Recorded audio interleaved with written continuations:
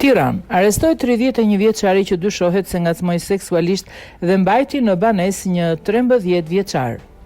Policia e Komisariatit numër 4 ka vënë pra nga Julian Allën, 31 vjeç, në ndyshimet për veprat penale, ngacmim seksual dhe heqje e paligjshme e lirisë.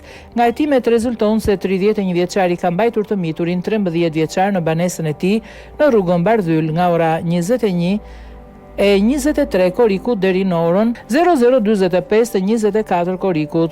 Rasti u denoncua në polici nga familjarët. Gjatë dëshmisë dhënë në praninë e prindit dhe psikologut, 13 vjeçari deklaroi se ishte ngacmuar seksualisht dhe se alla e kishte prekur në organet gjenitale.